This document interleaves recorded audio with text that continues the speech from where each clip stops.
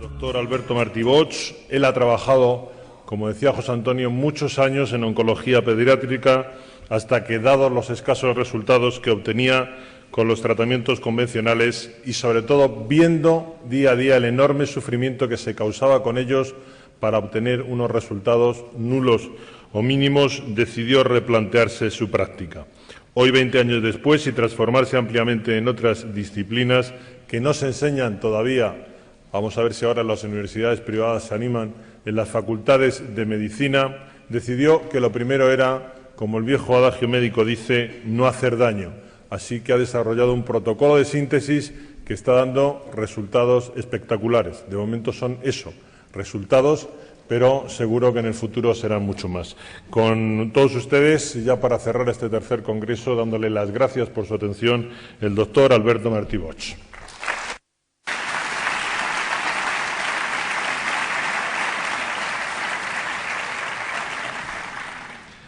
Gracias por su cálida acogida. Gracias, Antonio, por tu presentación. Gracias, José Antonio. Gracias a todos los que también hacéis posible este congreso. Y bueno, voy a intentar explicar en 45 minutos lo que es verdad. Se puede explicar en 5. Pero bueno, yo todavía no he aprendido esa técnica. Mi mujer siempre me dice que tengo que aprender a resumir. Bueno, intentaré resumir lo mejor que pueda. ¿En qué se basa el fundamento médico? Bien, en cierto modo es una integración. Como muy bien ha dicho Antonio, a veces parece que hay una controversia cuando hablamos de oncología. Estamos hablando de acidificación, estamos hablando de alcalinización. ¿Quién tiene razón? ¿El cáncer es un problema alcalino? ¿El cáncer es un problema ácido? Los dos planteamientos tienen razón. Porque todo va a depender de qué estemos mirando y dónde estemos mirando. El tumor en su interior es alcalino, mientras que en su exterior es tremendamente ácido. Por lo tanto, se genera esa dualidad, acidosis metabólica y alcalosis tumoral. Vamos a intentar explicar cómo se genera este fenómeno, que también esto nos va a permitir abordar la enfermedad y provocar la apoptosis tumoral. Es decir, el motivo del proyecto de trabajo que yo desarrollé inicialmente tenía una finalidad. Como yo trabajaba en hospital, me movía en hospital, estaba formado con la línea de hospital, veía realmente que en aquella época, pues, si tenemos una leucemia, un linfoma o un cáncer de mama, es igual, si como sea de niños o de adultos, pues la única solución que teníamos era la quimioterapia. Pero esta realmente resultaba ser una terapia muy dura para el paciente. Náuseas, vómitos, pérdida de pelo, en muchos casos hasta se perdían los dientes, se descalcificaban las personas, dolores terribles. Claro, te planteabas cómo conseguir que el niño que estaba en tratamiento, cuando yo estaba en oncología infantil, cómo conseguir que el niño sufriera menos y cómo conseguir también que el tratamiento fuera más eficaz. Es decir, si en lugar de dar 20 sesiones, si lo podíamos solucionar con 10, con 5. Bien, y eso es lo que me llevó a investigar qué podíamos hacer para mitigar la situación del paciente. Entonces me planteé que lo primero que teníamos que hacer era entender, para resolver un problema, lo primero que hay que hacer es entender el problema. ¿Qué es el cáncer? Te dicen, bueno, unas células que se han vuelto malas. Y bueno, sí, pero ¿y por qué? Ayer no eran malas y hoy sí lo son. Algo ha hecho que estas células degeneren, algo ha hecho que estas células se alteren. ¿Qué es lo que hay?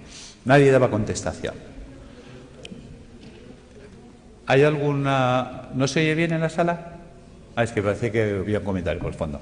Bien, volvemos. Entonces, ¿qué es lo que hacía, qué es lo que puede hacer que la célula se vuelva mala?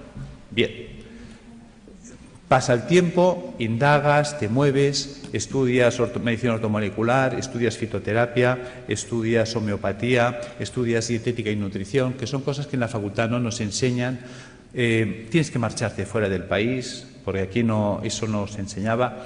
Entonces, pues bueno, tuve la suerte de ir topando con gente extraordinaria, como fue Brillinger, el grupo de Hofer, estuve con Demar, Saint-Jean, en Francia, en Austria, estuve en Holanda con Oswald, estuve en Manchester con Norman Eddy, pude estar en Houston con el grupo de John Stiles, Will Spark, Denis de Lucas. Toda esta gente me fue abriendo un campo de posibilidades y una visión de la enfermedad. Con todo ese bagaje de contactos y conocimientos, pues entonces nos planteamos montar ya un proyecto. Yo estaba en la universidad haciendo prácticas de histología y me hizo gracia que muchas veces hacías tinciones y a unas salían artefactadas y otras no. ¿Qué es un artefacto? Un artefacto es cuando al hacer una tinción, y si esto es una célula, aparecen manchas alrededor de ellas. Te decían que lo habías teñido mal. Y en cambio otras salían perfectas, solo se teñía la célula y el entorno no. Bien, tú con la ignorancia de estudiante piensas que sí, que igual has hecho mal la tinción, pero un día cae en tus manos un libro. Y el doctor Pischinger es un hombre que es anatomopatólogo, es catedrático de la Facultad de Medicina en Viena, en Austria, y presenta una tesis doctoral cum laude que se presenta, creo que se publicó en el año 70, The Matrix and the Matrix Regulations. Yo este trabajo lo conozco a través del doctor Ovirne. Me intereso por ese libro, lo leo, y creo que este hombre nos abre las puertas a la comprensión de la enfermedad, no del cáncer, de todas. Este hombre nos plantea que la enfermedad empieza alrededor de la célula, no en la célula. Es el entorno celular el responsable de que la célula se altere. Bien por fallo renal, bien por fallo hepático, bien por fallo pulmonar o bien por fallo multisistémico, todos a la vez. El sistema básico, podríamos decir que consta de esto, de pulmón, hígado, riñón, sistema vascular arterial, sistema vascular venoso, sistema intersticial, célula. En este caso hemos puesto la piel, pero que sepáis que también puedo poner mucosa, es indistinto. Si os fijáis, de aquí para aquí piel y de aquí para adentro mucosa. Si ahora cortara el labio, tendría en un lado piel, otro mucosa y el sistema celular en medio. Luego entenderéis por qué explico este detalle. Bien, ¿qué ocurre? Resulta que el pulmón, el hígado y el riñón son filtros que como tales trabajan 24 horas al día desde que nacemos hasta que morimos. El corazón de una persona en reposo sabemos que mueve 5 litros de sangre por minuto. Luego por cada uno de estos filtros pasarán, lógicamente, como mínimo 5 litros de sangre por minuto. Todo el mundo entiende que si esto es el filtro del aire de un automóvil, ponemos en marcha el automóvil y el aire pasa a través del filtro, el filtro se va a ensuciar. Y te dicen que cuando esté sucio, cuando tenga 5 o 10.000 kilómetros según el tipo de filtro, que lo cambies. Lo entendemos en un coche, pero no lo queremos entender en las personas. Vamos a reflexionar sobre este dato. 5 litros de sangre por minuto y una persona en reposo.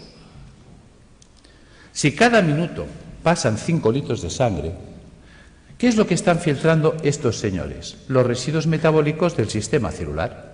La sangre arterial es la que lleva oxígeno, azúcares, grasas, proteínas, minerales. ¿Para qué? Para nutrir al sistema celular.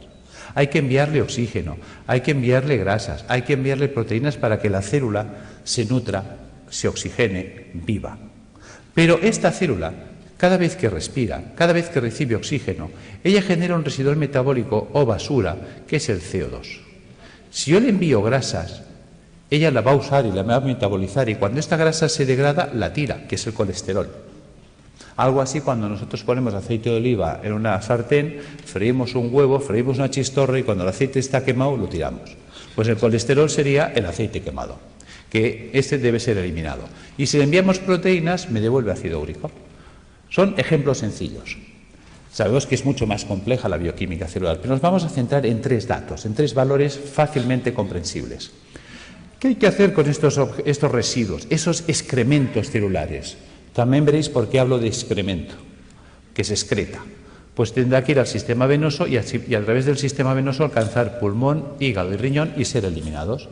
Fácil es entender que si la célula genera 3 bolsas de basura y eliminamos 3 bolsas de basura, no hay problema. Resulta que estos residuos son de carácter ácido. Ácidos grasos, ácido úrico, ácido carbónico. Bien. Mientras el cuerpo sea capaz de hacer esto, no hay problema. Volvamos, rebobinemos. Hemos dicho que el corazón de una persona en reposo mueve 5 litros de sangre por minuto. Eso quiere decir que si en un minuto pasan 5 litros de sangre por el pulmón, el hígado y el riñón para ser filtrados, en 60 minutos pasarán el equivalente a 300 litros. 60 minutos es 1 hora, luego son 300 litros por hora, que no lo pensamos. Resulta que el día tiene 24 horas. Si en 1 hora hemos filtrado 300 litros, en 24 horas habremos filtrado el equivalente a 7.200 litros de sangre. Vamos a ser generosos y le vamos a asignar a la sangre densidad 1, como si fuera el agua, que es más densa. La sangre, ya lo sabemos. Un litro, 1 kilo. Sabemos que 1 litro de agua pesa 1 kilo. Por lo tanto, 7.200 litros pesarán 7.200 kilos. Sabemos que cada 1.000 kilos es 1 tonelada. Luego estamos hablando del equivalente a un camión de 7 toneladas al día. ¿De qué tamaño es el pulmón? ¿De qué tamaño es el hígado? ¿De qué tamaño es el riñón? Son cosas que nunca nos planteamos ni nos preguntamos. Esto lo explicó Da Vinci.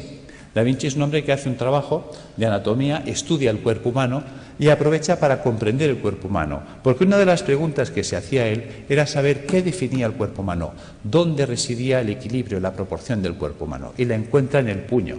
Por eso desde entonces los pintores hacen este gesto para pintar. El dedo sirve para establecer el punto de fuga y darle profundidad al plano. El puño es la proporción para trasladar al lienzo. Desde entonces sabemos que si yo me quiero comprar un calcetín, el perimetral del puño es la longitud de mi pie. O simplemente cojo referencias anatómicas, mi costilla y mi clavícula. Si miramos aquí dentro está mi pulmón.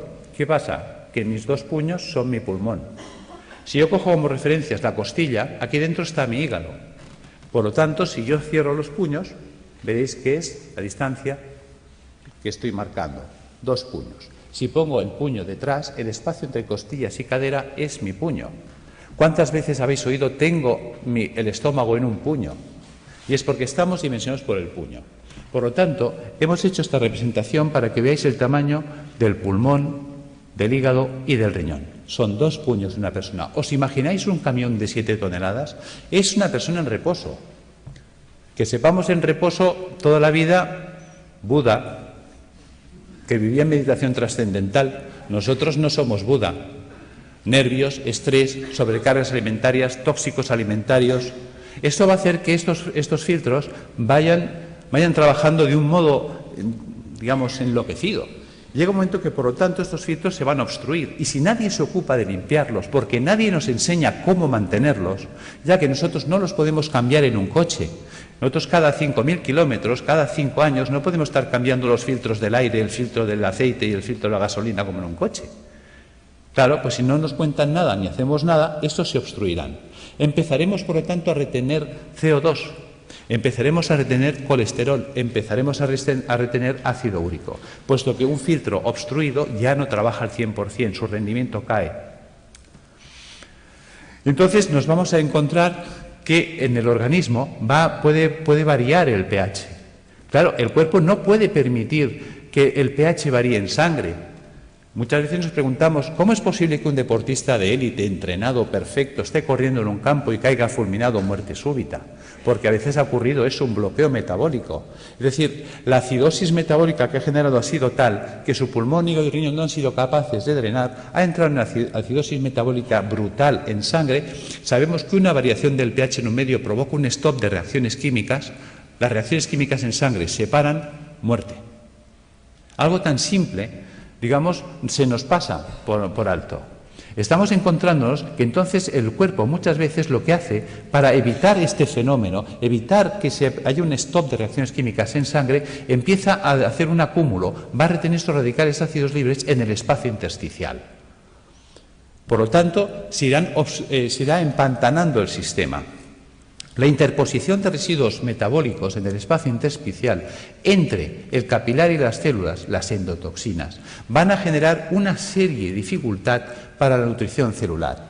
Son los trabajos también de Reykjavik, cuando hablaba de la homotoxicología, es decir, la célula acabará ahogada por sus propios residuos metabólicos, por sus propios detritus, por sus propios excrementos.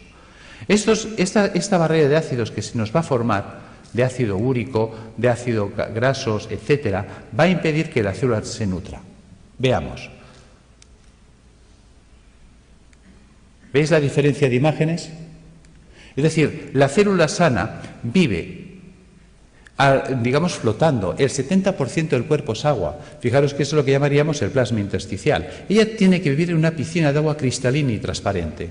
Si los filtros se obstruyen y ya este drenaje no se puede llevar al 100%, imaginaros que la capacidad de filtraje es del 80%, quiere decir que el 80% del carbónico, el 80% de los ácidos grasos, el 80% del ácido úrico se eliminará, pero el 20% se quedará parte atascado en los filtros. Parte en sangre y parte se empezará a acumular en el espacio intersticial. Si esto se va llevando en el tiempo hacia adelante, acabará ocurriendo esto. Fijaros que ahora el entorno celular, y esa era la idea de Pischinger, la enfermedad empieza alrededor de la célula, no en la célula. Es el entorno celular el que va a degradar ese sistema. Fijaros que ahora la célula ya entra en precario. Fijaros que estos son ácidos. Los ácidos son altamente corrosivos. ¿Qué pasa? Que si yo tengo aquí oxígeno y quiero que el oxígeno vaya del capilar hasta la célula, tiene que atravesar esta barrera de ácidos y reaccionan con él y se los sacuden del medio.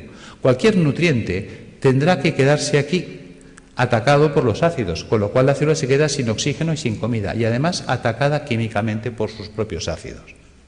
Fijaros que esto explica el por qué. Cuando yo tengo un tejido sano y hago una tinción celular, no se artefacta el entorno celular, mientras que cuando tengo un tejido enfermo y hago una tinción en una anatomía patológica, sí se artefacta el entorno celular, sí que fija colorantes. Se utilizan habitualmente colorantes de carácter básico, los ácidos fijan las bases, luego el entorno celular se ha vuelto ácido. Por lo tanto, los que hablan de que la degeneración celular está basada en un proceso de ácido, tienen razón, aquí están los ácidos. Claro, fijaros que esta célula en estas condiciones, ¿qué opciones tiene? Solo tiene dos opciones. Sin oxígeno, sin comida y atacada químicamente por los ácidos, opción 1, morir, por falta de oxígeno, quemadas químicamente por los radicales acumulados a su alrededor. Fijaros que si una célula no se defiende, no reacciona, porque la célula no es una tuerca, no es un tornillo, es un ser vivo, es inteligente, es un ser que, lógicamente, pues decimos que si no estuviera vivo no se podría morir. Fijaros que esta célula tiene que tener su capacidad de reacción. Una vez hicieron unos programas de televisión que clavaron esto. Creo que era una serie de dibujos animados que se llamaba Érase una vez la vida. Ahí lo clavaron. Las células son los ciudadanos del cuerpo. Los órganos, los edificios donde viven los ciudadanos. Arterias y venas, calles y avenidas, por donde transportamos los alimentos, por donde recogemos las basuras. Los nervios, el tendido eléctrico, las líneas de teléfonos, el sistema nervioso central, el ayuntamiento. Cuando miramos el cuerpo desde esta situación que parece infantil, fijaros que los americanos, si algo han tenido bueno, es enseñarnos ciencia a través de mecanismos infantiles, pues ¿por qué no aprovechar ese sistema que es altamente didáctico? Y tendremos una comprensión mayor de la enfermedad. ¿Qué pasa si las células se mueren? Imaginaos que una célula no se defiende, no reacciona. Se queda en ese medio y dice, bueno, pues me muero, esto ya se acabó. ¿Veis? Si se mueren las células del cerebro, porque esto está pasando en todo el cuerpo, entonces me quedaré sin células cerebrales, Alzheimer. Si se me mueren las células de la base del cerebro, Parkinson. ¿Veis? Fijaros que aquí tengo un cable en la mano. Por todos sitios hay cables. Los cables tienen un forro de plástico.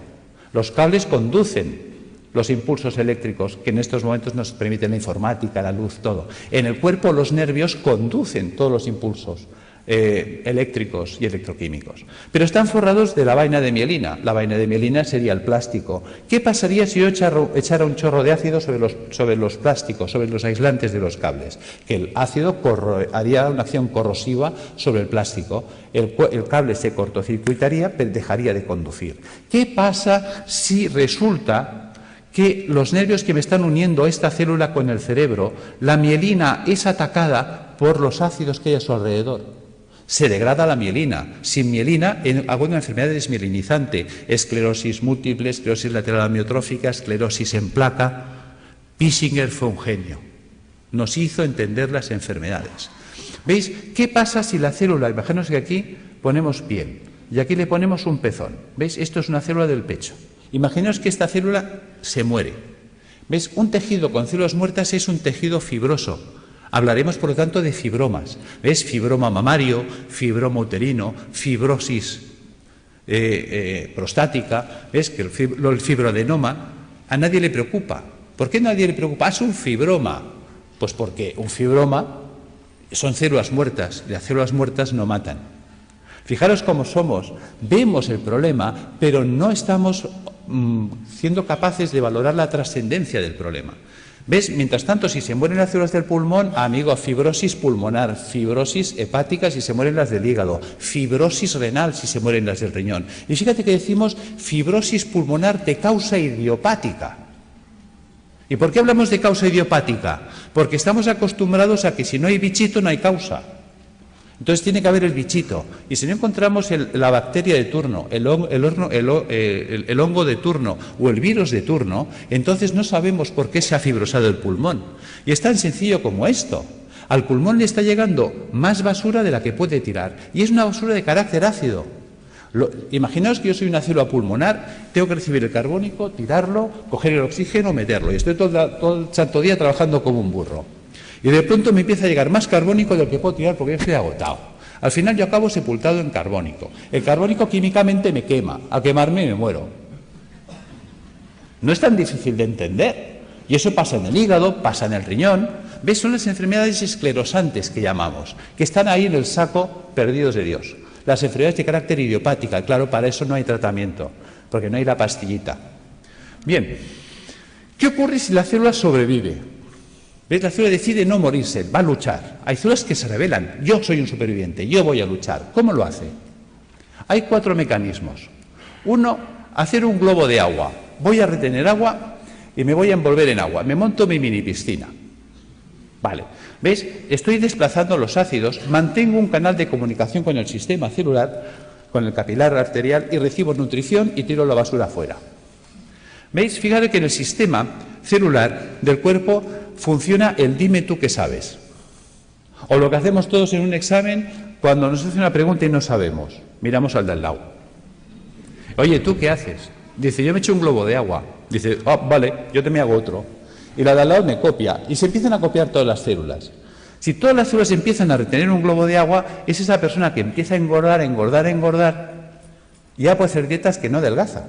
¿Ves? Hay gente que dice, es que yo he ido a una clínica carísima, me han cobrado 6.000 euros, me han tenido 5 días a agua y he engordado. Yo tengo pacientes que vienen diciéndome esto. Yo, claro, porque tu cuerpo se está defendiendo de la acidosis metabólica reteniendo el agua. Y el agua, aunque sea calorías cero, el agua pesa.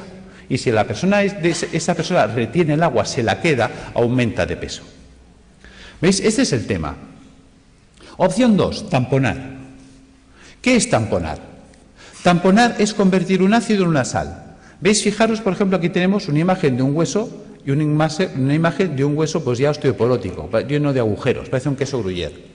¿Veis? Yo tengo ácido clorhídrico, que es un ácido terrible. Yo podía hacerlo reaccionar con hidróxido sódico. Con el OH del hidróxido sódico y el hidrogenión del clorhídrico, puedo formar H2O. Y con el cloro y el sodio, cloruro sódico. ¿Veis? He convertido el ácido clorhídrico en cloruro sódico. Fijaros que si yo tengo una jarrita de ácido clorhídrico y dejo caer un chorrito en la mano, tal como cae el chorrito, me perfora la mano más rápida que un Black & Decker. Lo sabéis. Es terriblemente corrosivo. Mientras que yo puedo coger la sal, el cloruro sódico a puñados y soltarlo y no pasa nada. Por lo tanto, el cuerpo hace lo mismo. Quitarle a Juan para darle a Pedro. Cuando un tejido vital entra en compromiso, ¿qué hace el cuerpo? Sacrifica una estructura para mantener viva otra. Entonces, si yo tengo ácido úrico en el espacio intersticial, ¿qué puedo hacer? Pues empezar a robar minerales de los huesos. Si tengo ácido úrico, formaré urato sódico. Si tengo ácido palmítico, palmitato sódico. Si tengo ácido carbónico, carbonato cálcico. ¿De dónde puedo robar calcio y sodio? De los huesos.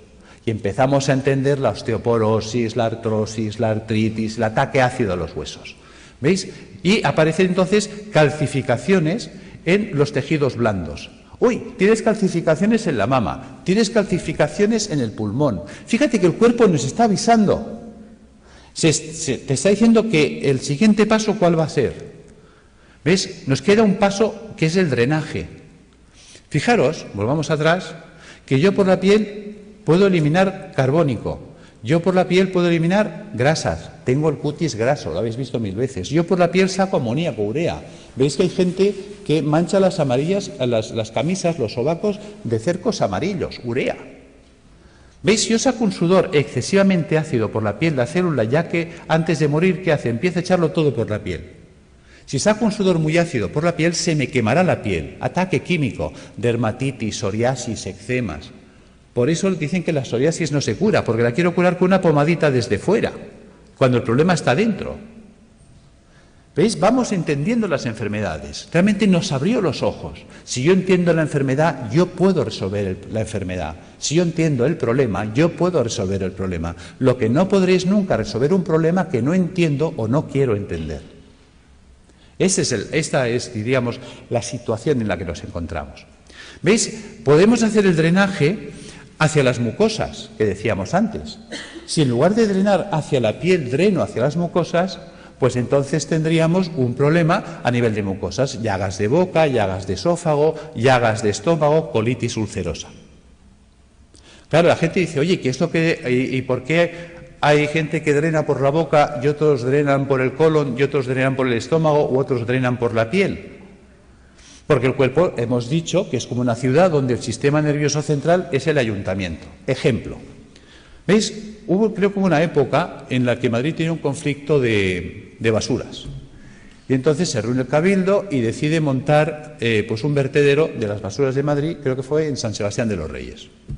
Pregunta, ¿qué ciudad se contaminó? Respuesta, San Sebastián de los Reyes. Claro, llega un momento que la gente de San Sebastián de los Reyes está hasta aquí de la basura de Madrid.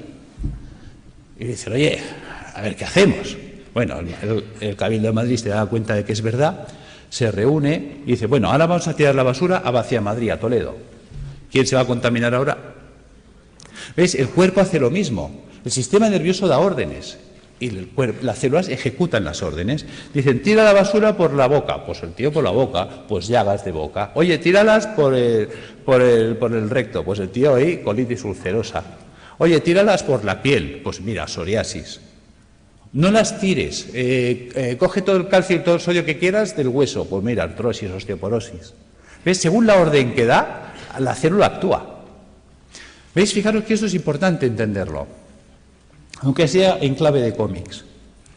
Opción 4, mutar. ¿Qué es mutar? Lo que hoy nos acontece, el cáncer. ¿En qué consiste la mutación? ¿Veis? Célula sana que muta a célula tumoral. ¿Cómo vive la célula sana? La célula sana vive en un medio alcalino, vive con oxígeno, vive con poco sodio y vive utilizando proteínas levógiras giradas a la izquierda. ¿Qué ha pasado? Ha pasado que el medio se ha vuelto ácido. ¿Veis? La célula tumoral muta porque su entorno ya no es alcalino, se ha vuelto ácido. Se ha quedado sin oxígeno. ¿Qué opción le queda a esta célula sin oxígeno? Solo tiene dos opciones, o morir o mutar. ¿En qué consiste la mutación? ¿Veis? Sabéis que la célula para vivir necesita energía. La energía es el ATP.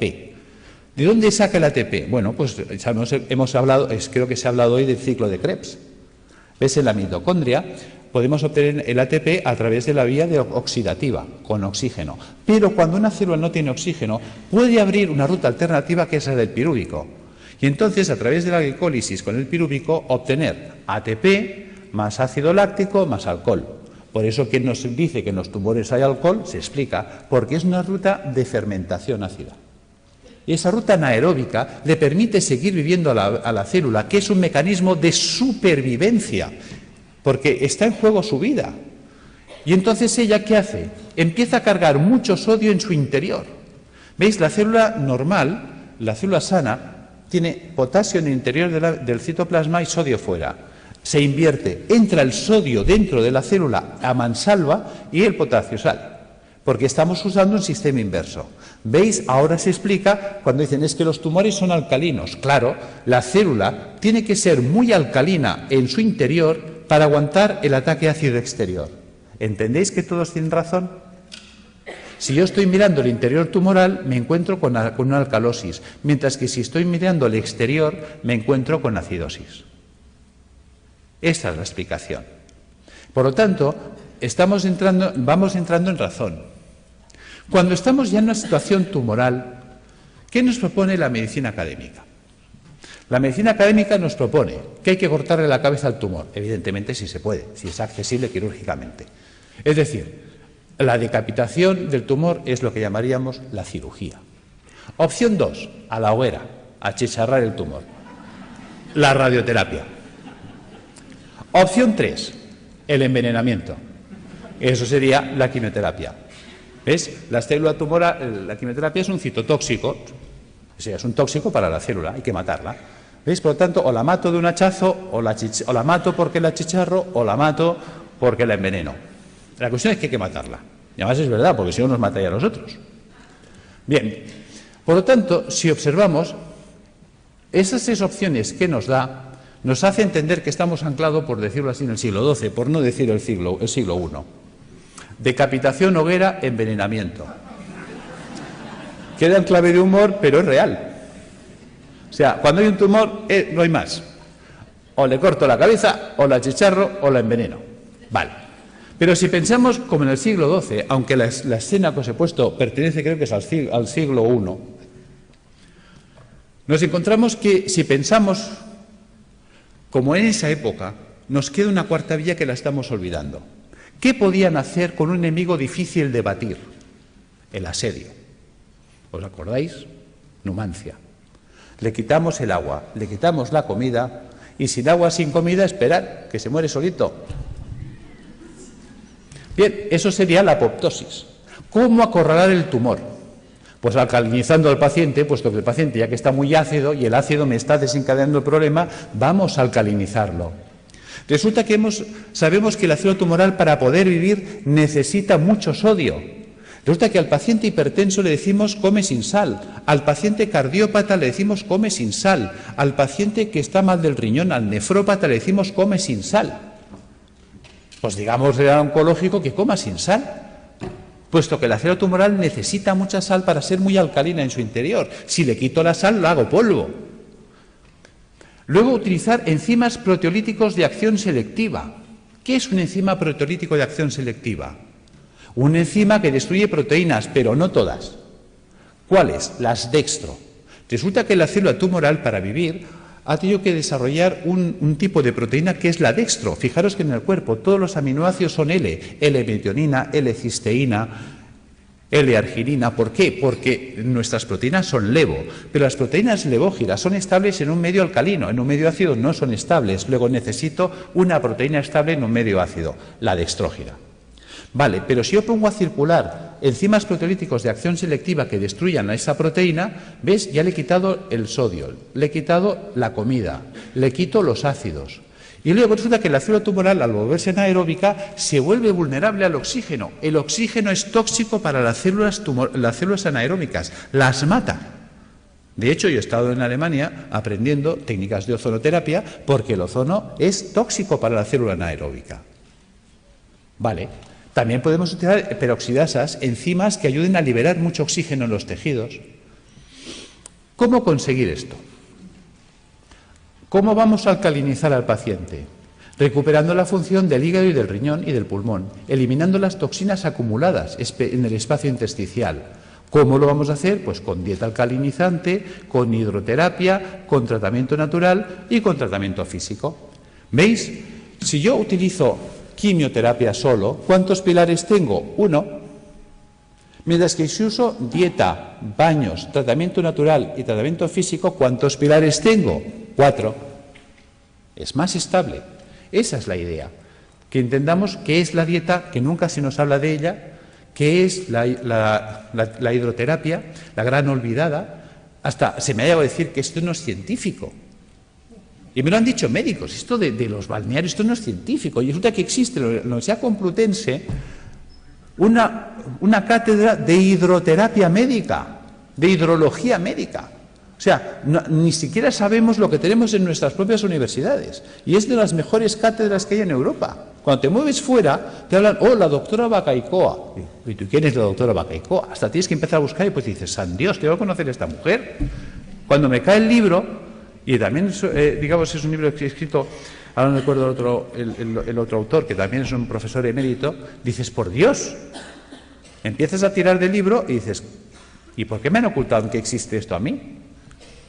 Bien, seguimos. ¿Qué es esto de las plantas y qué es esto del tratamiento físico? Vamos a entrar ahí. ¿Por qué dieta? Muy importante. La dieta cárnica es acidificante de la orina. O sea, yo me como carne, mañana estoy haciendo pis de carácter ácido. Mientras que si yo como vegetariano, mañana estoy haciendo pis de carácter alcalino. ¿Qué quiere decir esto? Que la dieta vegetariana me alcaliniza. Vale. Por lo tanto, vamos a hacer dietas vegetarianas. ¿Veis? Un filtro sucio no es un filtro roto. Un filtro sucio se puede lavar. ¿Y con qué se lavan las cosas? Con agua. A veces es tan simple que es, no nos lo podemos creer. Resulta que el 95% de la fruta y la verdura es agua. Con la dieta vegetariana se lavan los filtros. ¿Veis? Ensalada, bistec y fruta. Quito el bistec. ¿Qué me queda? Ensalada y fruta. ¿Veis? ¿Os suena los viernes no comer carne? Claro que os suena. Que la gente dice, uy, eso es cosa de curas. Claro, la palabra cura viene de curar. Mens sana in corpore sano.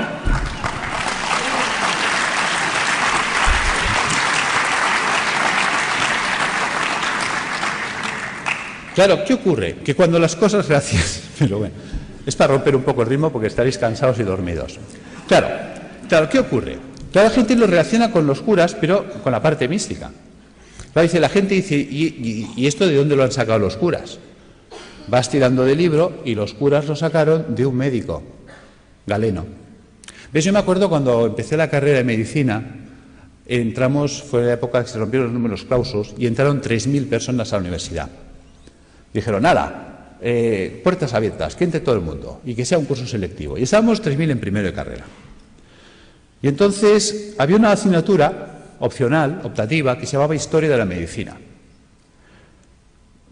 ¿Sabéis cuántos se apuntaron a esa asignatura de los 3.000 que estábamos en primero? Nadie más. Con lo cual me fue genial, porque tuve un catedrático, clases particulares para mí solo. Y ese hombre, que fue el doctor Felipe Cid, al cual le tengo un recuerdo maravilloso, me dijo, te voy a citar una frase de Napoleón para empezar tu formación en Historia de la Medicina. Hay de aquel pueblo que olvida su historia porque está condenado a repetirla. Tenía razón. Y luego me citó otra frase de Oppenheimer. Decía, solo tiene futuro aquel que investiga en el pasado, porque investigando en el pasado se puede redescubrir el futuro. Tiene miga.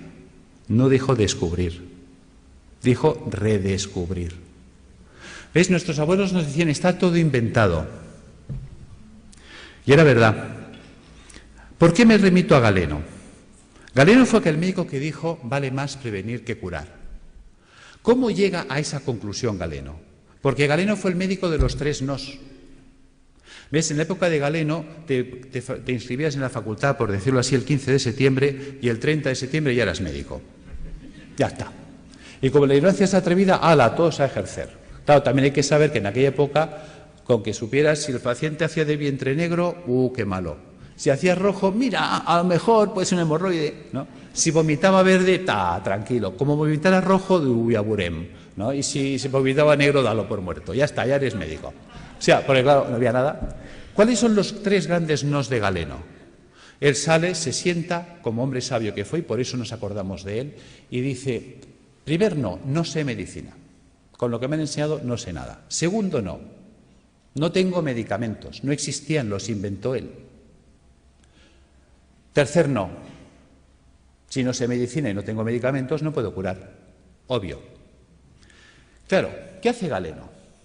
A Galeno le enseñan la medicina hipocrática.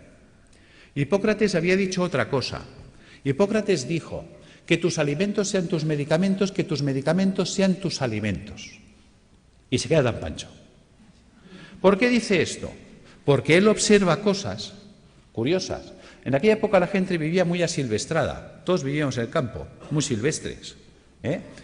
Y encima vivíamos con vacas y ovejas y realmente el ser humano tiende a copiar y a hacer lo que hacen los demás animales. ¿Ves? Que además es curioso, tiene relación con la historia de la medicina y la historia del medicamento. ¿Veis? Fíjate que un vaquero, o sea, un señor que cuidaba vacas en Escocia, creo que fue, le contó a un veterinario que había observado, que le llamaba la atención desde pequeño, que cada vez que una vaca le salía un tumor o un bulto en la mama, en las ubres, pues que dejaba de comer pasto normal. Y se iba a buscar una planta que nunca la comía, que nadie la quería. O sea, tú se la ofrecías y te la escupía. Pero cuando tenía un tumor o un bulto en las ubres, iba como loca a buscarla. ¿Y qué iba a buscar esa vaca? Vinca, la vinca per vinca. Resulta que el veterinario no dejan saco roto el comentario del pastor, sino que coge esa planta y se la llevan a la universidad y la analizan. Y se dan cuenta que es verdad, que en la vinca existe un principio activo antitumoral. De ahí salió la vincristina. ¿Os suena? ¿Veis? La historia del medicamento viene de las plantas. Pues lo mismo hizo Galeno. Galeno se da cuenta de que Hipócrates hablaba de que los pacientes que se ponían amarillos, es decir, el hígado, empezaban a comer como locos alcachofas, se veían alcachofas. Entonces, muchos mejoraban si comían muchas alcachofas. ¿Cuál era el problema? Que había que comer 60 alcachofas al día. Se establece un concepto de dosis. Claro, a ver quién es el guapo que desayuna, come, merienda y cena 60 alcachofas al día y durante un año. O sea, cuando le recomendabas a un paciente que hiciera eso, o que si estaba mal del riñón se comiera 60 cebollas, pues cogían el cesto, se iban a ver a Hipócrates y decían, mira, tío, que lo dejo, que me da igual, que yo me muero. Segundo problema que había, pues si se acababa la temporada de alcachofas, ¿qué hacemos? Pues a Galeno se le enciende la bombilla. Galeno se da cuenta que la planta seca conserva lo que él llamaba el espíritu curativo de la planta, que es lo que conocemos como principio activo, y que la planta seca quedaba reducida al 5%, que esa planta seca se podía hacer polvo, se podía poner en un cilindro y con un pistón se podía machacar. Y la podía comprimir, acaba de inventar el comprimido. Y en un comprimido le atizaba 10 alcachofas, con lo cual si te daba 2 comprimidos de desayuno, comida y cena, eso funcionaba. ¿Ves? Y monta los extractos, empieza a montar la galénica, el arte de hacer medicamentos. Entonces él se da cuenta que hay plantas que limpian el pulmón, plantas que limpian el hígado, plantas que limpian el riñón. Entonces llega una dieta eminentemente hídrica, la cura de aguas, que os suena, y le ponemos plantas que limpian el riñón, plantas que limpian el hígado, ¿ves? Por ejemplo, una cola de caballo, un té verde, una arenaria, o pongo una alcachofera, un diente de león, un boldo, o pongo una planta que me limpia el pulmón, el tomillo, el gordolobo, el llantén. ¿Veis? Hagámoslo simple, va, voy a coger té verde, alcachofera y tomillo. ¿Veis? Ya tengo la fórmula de las plantas que me van a limpiar los filtros. Si le paso agua y jabón, se limpiará más rápido. Claro, si encima le cojo los trabajos de Demetrier con los oligoelementos, me meto en los trabajos de eminentes investigadores en el mundo de la ortomolecular, vitaminas, enzimas, las acciones que tienen, vamos a mejorar la actividad y la funcionalidad de estos órganos, con lo cual el drenaje de los ácidos se va a activar. Me voy a remitir también a Galeno. Galeno se da cuenta de la importancia de los baños termales. Fijaros que en aquella época habían las termas romanas. ¿Ves? Galeno establece un sistema de dieta a la gente que venía a su consulta. ¿Ves? En las casas romanas, en los domus, había el vomitorio. La gente se levantaba, comía y se iba a vomitar para seguir comiendo, hasta que reventaban. Y cuando llegaban a Galeno, él en sus textos lo decía. El paciente me llega gordo, seboso, sudoroso, con un sudor repelente, un fétor vomitivo y unas deposiciones putrefactas. Decía, está podrido por dentro. Y además decía, huele a cloaca obstruida, que los romanos tenían alcantarillas, o sea, ya sabía lo que se decía él. Fijaros, por lo tanto, decía, hay que desatascar la cloaca, es decir, todo el tubo digestivo. Entonces, él, por un lado, se da cuenta de la función del agua. ¿Cómo funciona el agua? El agua termal nos vamos entendiendo ya por qué funciona. ¿Veis? Las aguas termales son aguas calientes. Por lo tanto, si yo me sumerjo en agua caliente, ¿qué pasará con los poros de mi cuerpo? Se van a dilatar. Sabemos que el agua de los balnearios son aguas minerales. ¿Qué minerales tienen? Cloruro sódico, cloruro magnésico, cloruro potásico y así. A una concentración salina no menor de 20 gramos de sal por litro de agua. Resulta que el agua de nuestro cuerpo tiene 9,4 gramos de sal por litro de agua. Claro, se va a generar un gradiente de ósmosis, los líquidos van de donde hay menos a donde hay más. Cuando yo me sumerjo en una bañera con agua caliente y salada, ¿veis? Fijaros que aquí en medio todos tenemos una vena gorda, que podríamos llamar que es la alcantarilla, donde van todos los residuos celulares. Pero si yo abro los poros y con la sal tiro para afuera, estoy sacando de mi cuerpo ácido carbónico, ácidos grasos, ácido úrico. O sea, realmente el baño termal es una diálisis percutánea, es un riñón, es un pulmón, es un hígado artificial de alto rendimiento y de bajo coste. Con el tiempo, lo que era del pueblo, porque fijaros que era la época de la res pública, la cosa pública, la época romana en la que vivía Galeno, que por lo tanto eran los baños públicos, las termas romanas, con el tiempo los baños pasaron a la aristocracia. Vale. Pero como todo se recicla, con el tiempo el baño que estuvo en la aristocracia volvió al pueblo. Y volvió simplemente por un tema de avaricia. Fijaros que un balneario pues vale, por ejemplo, uno baratito, hoy en día vale 120 euros al día. Quiere decir que un tratamiento de 30 días nos costaría 3.600 euros y estabilizar a un paciente oncológico 10 meses, 36.000 euros.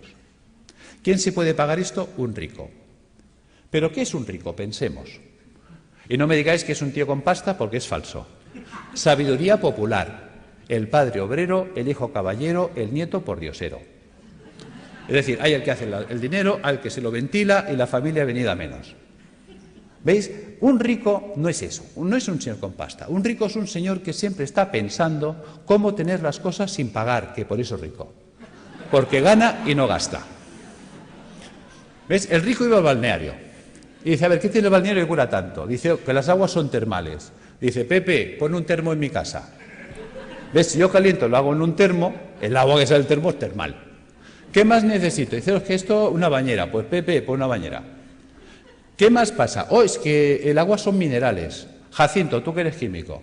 A ver, ¿qué tiene el agua que cura tanto? Jacinto que analiza y dice, oh, es que el agua tiene minerales. ¿Cuáles? Cloruro sódico, cloruro magnésico, cloruro potásico. Joder, esto es sal de cocina, ¿no?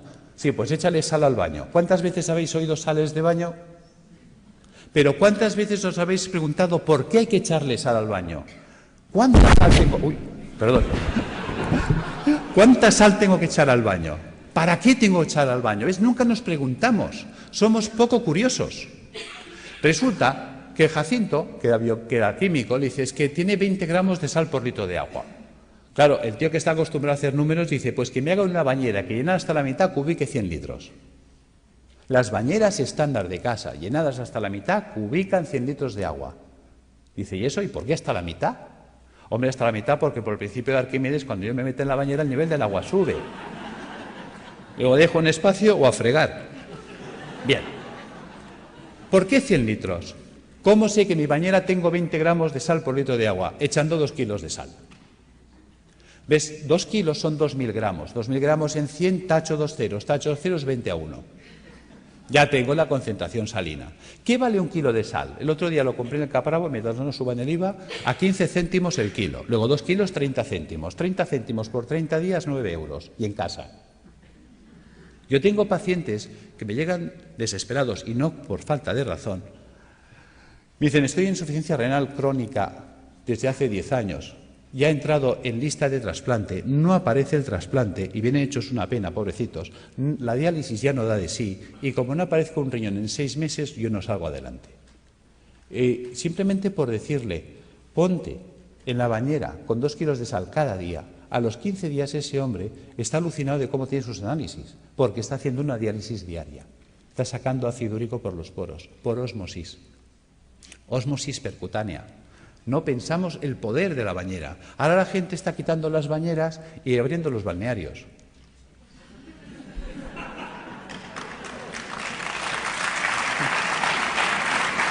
Bien. Gracias. Seguimos. Ya entendemos para qué la bañera, ya entendemos para qué una dieta hídrica. Hay mucha gente que me dice, Alberto, ¿hay que ser entonces vegetariano? No, tampoco. Y a ver, cuéntame esto, si me dices que la dieta vegetariana es buena. Bueno, es que una cosa es que la dieta vegetariana sea buena y otra cosa es que tengamos que ser vegetarianos. ¿Ves? Una vaca es vegetariana. ¿Por qué? Ella solo come vegetales. ¿Por qué? Porque puede. La vaca tiene 4 estómagos, panza, bonete, lebrillo y cuajar. La vaca puede hacer 4 digestiones al mundo vegetal. Por eso la vaca consigue el 100% de los nutrientes del mundo vegetal. ¿Cuántos estómagos tenemos nosotros? Nosotros tenemos un estómago. No podemos ser vaca. Nos falta tecnología digestiva. Es así de sencillo. ¿Ves? Hay gente que dice que yo sí, puede sobrevivir, porque el cuerpo está adaptado a sobrevivir, pero no a vivir. ¿Ves? Hay herbívoros, hay omnívoros y hay carnívoros. Nosotros somos omnívoros. Pero eso no quiere decir que nos venga bien un día a la semana limpiar. Fijaros, los reyes inventaron la bula para comer carne los viernes. Los reyes no lavaban los filtros. Pregunta, ¿de qué se morían los reyes? Los reyes se morían de gota, de ácido úrico. ¿Ves? Los ácidos son los que nos matan. Si a mí se me tapa el riñón, yo no podré eliminar el ácido úrico. El ácido úrico me va a corroer los huesos, un dolor terrible, y me va a corroer el sistema arterial por dentro y venoso. Al final me muero de una hemorragia urémica. Fijaros, perforación de las arterias, muerte. Si a mí se me tapa el hígado, no podré eliminar el colesterol. Si no puedo eliminar el colesterol, se me acumulan las arterias, se taponan, infarto, muerto. Si a mí se me tapa el pulmón, no podré eliminar el CO2. El CO2 se me acumula, ya sabéis, es citotóxico, muerto.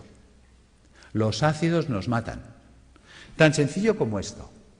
Entonces, si añadimos esto a la dieta hiposódica, que ¿cómo afecta esta dieta a la célula tumoral? La célula tumoral necesita mucho sodio para alcalinizar su citoplasma y poder así contrarrestar el ataque ácido externo. Si se queda sin sodio, no puede hacerlo. Y entonces el propio ataque ácido también la puede matar. ¿Cómo matar de hambre a la célula tumoral? Utilizando enzimas proteolíticos de acción selectiva que destruyen solo proteínas extrógenas. Ese fue el pecado de Chacón, encontrar enzimas que destruyen esas proteínas y mata de hambre a la célula, que es inocuo para el sistema, puesto que solo destruye proteínas dextrógenas que solo afecta a la colonia de células tumorales. La célula sana que no ha mutado, como ella sigue tirando de proteínas levógenas, a ella no se entera, no le afecta. ¿Cómo hiperoxigenar los tejidos? El simple drenaje de toxinas, por el simple drenaje de las toxinas, hará que llegue oxígeno a los tejidos. La ozonoterapia, habéis visto algunos muy buenos resultados. Y suministrando al paciente enzimas hiperoxidasas, que también van a mejorar muchísimo. Y aquí están los trabajos con el peróxido de fenilglioxal, que en su día funcionó, de don Gregorio Ramón Cebrián, creo que se llamaba, el doctor Javier López Garcés, hicieron unos trabajos extraordinarios con las peroxidasas. Yo las uso, funcionan muy bien. ¿Tratamientos físicos? Claro que sí, la acupuntura, la osteopatía, la quiropraxia, la magnetoterapia, todo esto nos va a ayudar a reequilibrar todos los sistemas bioenergéticos del cuerpo. ¿Qué ha pasado con toda esa acción que hemos desarrollado? Pues que la célula tumoral, su entorno ya no es ácido. A la célula tumoral le llega oxígeno, que es tóxico para las células anaeróbicas o tumorales. Se queda sin sodio y se queda sin proteínas dextrógenas. Traducido, la célula sana conserva íntegra toda su ruta metabólica, todo lo que ella necesita para vivir, mientras que la tumoral se la hemos quitado. Algo así como si yo tengo una célula que se ha adaptado a vivir en agua dulce, un pez que se ha adaptado a vivir en el agua dulce, y cojo ese pez y lo pongo en el mar otra vez. Ese pez de río en el mar se va a morir, aunque esté en agua, porque el agua es distinta. No es su ecosistema. Nos estamos cargando directamente el ecosistema de la célula tumoral. Y eso nos conduce a la apoptosis. Sin sodio, sin proteínas extrógenas, sin ácidos y con oxígeno en el medio, la célula tumoral no puede vivir. Fijaros que yo puedo alcalinizar con bicarbonato sódico, claro que sí. Que podemos estar debatiendo si es un hongo el que desencadena el sistema o es un sistema que se ha acidificado y ha generado las condiciones para que esto suceda. Yo me inclino por lo segundo. ¿Veis? Fijaros, vamos a pasar estas dos imágenes. Las imágenes hablan por sí solas. ¿Ves? La célula normal tiene que vivir en una piscina de agua cristalina y transparente. Mientras que si nosotros no hemos cuidado, porque nadie nos ha hecho entender la importancia de comer un día a la semana vegetariano, de bañarnos un día a la semana en agua con sal, de tomar plantas depurativas que nos ayuden a tener limpios los filtros, mira qué fácil es. ¿Ves? Si nosotros desde pequeñitos acostumbramos a nuestros hijos a bañarse en la bañera con 2 kilos de sal, a comer vegetariano un día a la semana y a tomar una infusión de alcachofa, tomillo y té verde, esto estaría funcionando limpio toda la vida. Y entonces estaríamos siempre en estas condiciones. ¿Veis? Fijaros, si yo no limpio esto, ¿qué pasa? Que ahora esta célula que tendría que estar viviendo en una piscina de agua cristalina y transparente, ahora tiene que vivir en una piscina de aguas fecales, sus propios excrementos, porque a lo que hemos comentado antes, ¿veis? A esto, al ácido carbónico, al ácido graso y al ácido úrico le podemos llamar el excremento celular.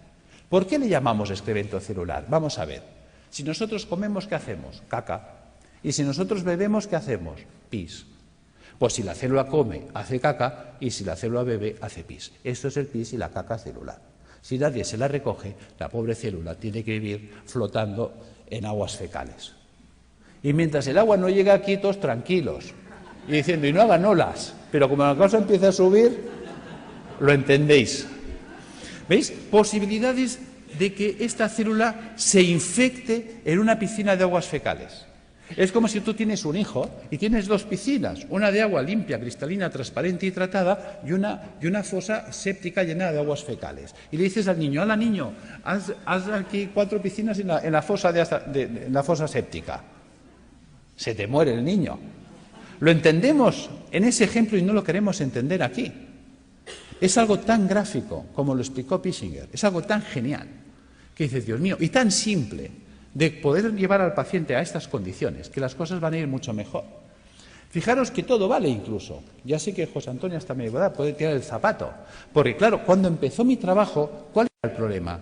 Mi problema era que yo... Uy, perdón, ¿qué he hecho? Perdón. Vamos ya al fondo. ¿Cuál era el problema? Yo estaba trabajando con quimioterapia cuando empezó mi proyecto de trabajo. Y claro, no entendía cómo era posible que la quimio no funcionara si in vitro funcionaba. Y un día, cuando leo este trabajo, se me enciende la bombilla.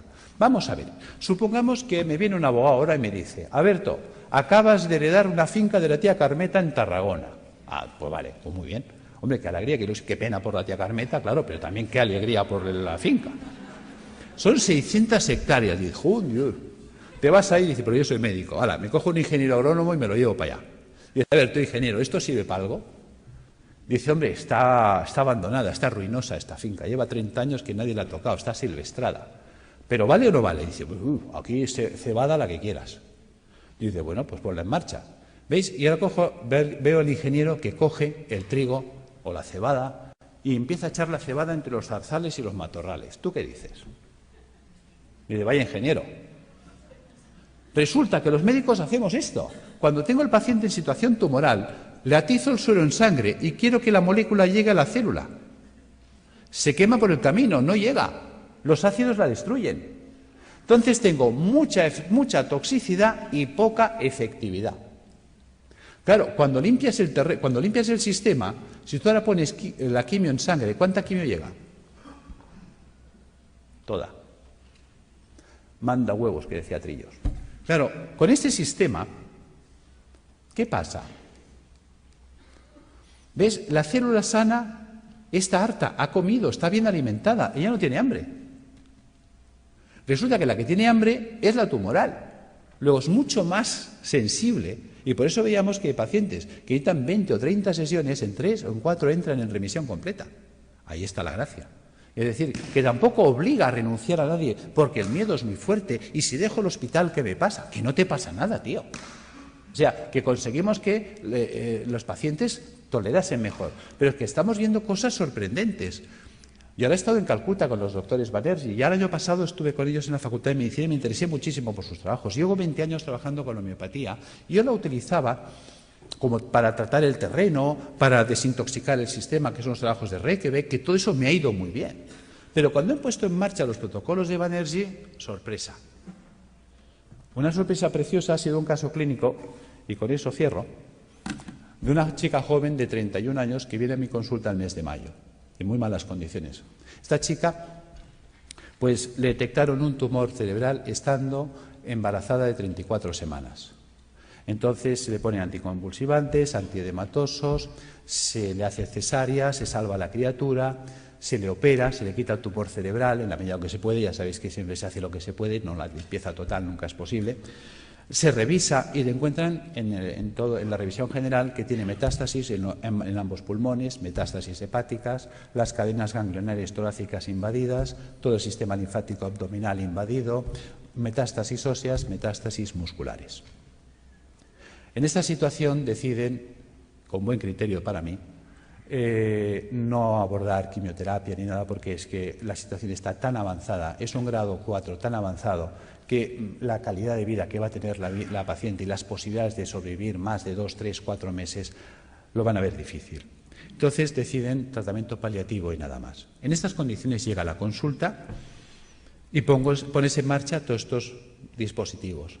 Y además asocias Los protocolos de Banerjee, le pones rutagraphereons y más calcárea fosfórica para atender el campo cerebral, el calicarbonicum para atender el pulmón, el hidrastis canadiensis para atender la carcinomatosis difusa, el zinfitum y el hipericum para las metástasis óseas. Sorpresa. Resulta que al mes viene muy mejorada la mujer. En el mes de julio se le pide pruebas y se las hacen el 13 de julio. Y en el 13 de julio le observan, después de 2 meses y medio de tratamiento, que las metástasis pulmonares habían desaparecido, las metástasis hepáticas desaparecidas, las lesiones ganglionares en remisión completa, la lesión tumoral ni rastro cerebral desaparecida y las lesiones metastásicas de huesos y de músculos reducidas en un 50%. Esta mujer la volvemos a ver en septiembre, el estado general actual es increíble. Realmente está evolucionando muy bien. Ha sido catalogada de remisión espontánea. Y decimos...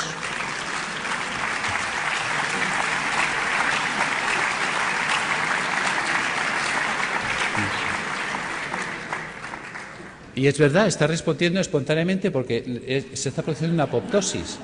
Pero se está produciendo la apoptosis porque la paciente está haciendo lo correcto. Ha cogido un camino que le funciona. Hay veces que gente me dice, Alberto, ¿tú curas cánceres? No. Pero sí que damos un manual de instrucciones que permiten que el cuerpo se coloque en condiciones tales que entonces el cuerpo sí puede curarse a sí mismo. En fin, espero no haber sido pesado. Gracias.